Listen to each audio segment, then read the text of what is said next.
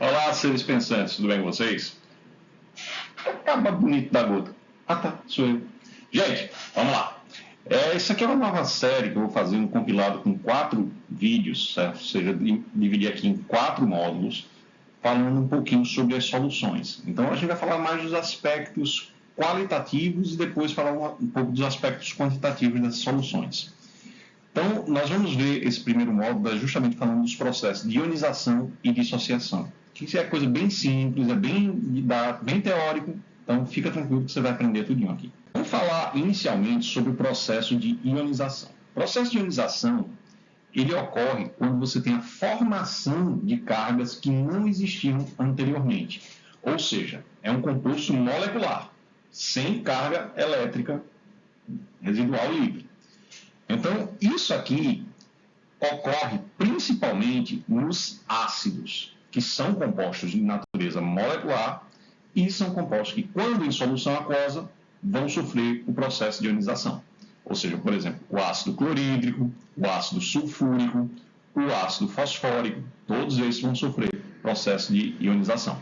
Então, por exemplo, na solução aquosa, o HCl, que é o ácido clorídrico, ele vai liberar íons H+, e o ânion Cl-. Já o ácido sulfúrico, em solução aquosa, ele vai liberar íons H+, e o ânion sulfato, -2. Mas uma coisa a gente tem que ter muita atenção, que é o seguinte: lembre-se do princípio da conservação da matéria, lei de Lavoisier. Ele diz o seguinte, olha, não são 2 átomos de hidrogênio, então você tem que ter a liberação de 2 íons H+. A matéria se conserva sempre, tá bom?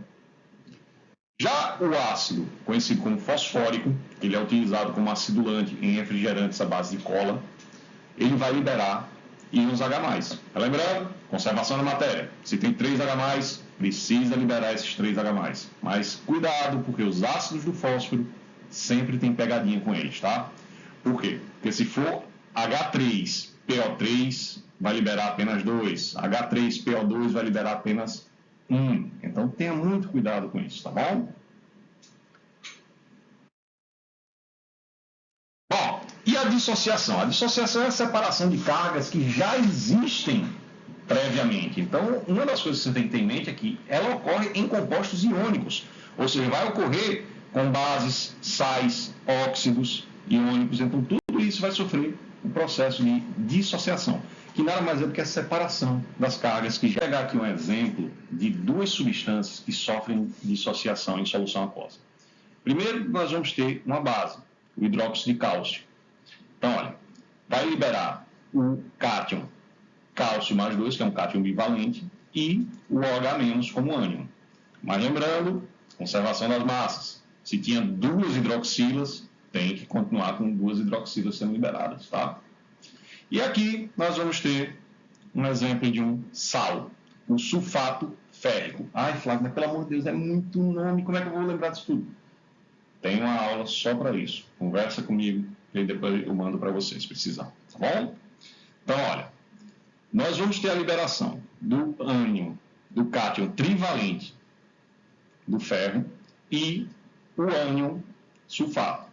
Mas lembrando, conservação das massas, sempre, tá?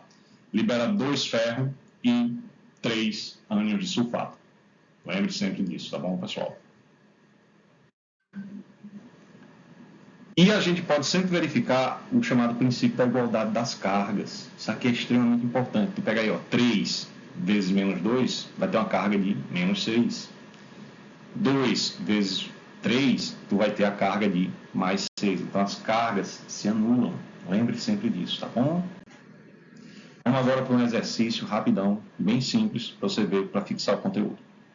Olha, entre as figuras abaixo, a que melhor representa a distribuição das partículas de soluto e dissolvente em uma solução aquosa. Então, nós vamos ter aqui cargas positivas e cargas negativas e como é que ficaria o arranjo da água ao redor desses íons.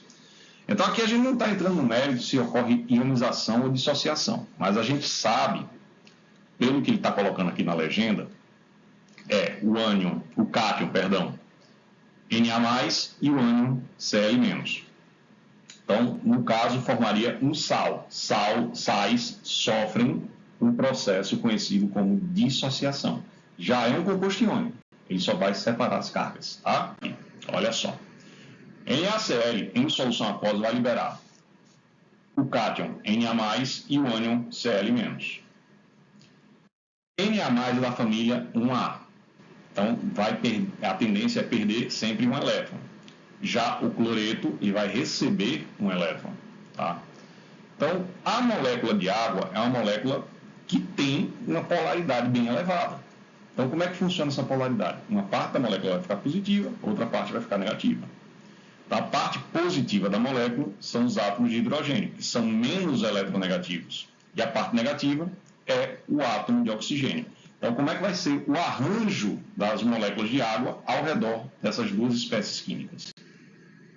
Nós vamos ter, ao redor do Na+, toda a água com a face negativa, ou seja, com o oxigênio voltado para ele. Já o Cl-, a face positiva vai estar voltada. Interação eletrostática, gente. Tá? Então, ele vai ficar desse jeito que vocês estão vendo aqui na tela.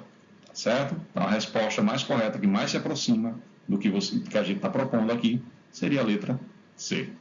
Tá bem, gente?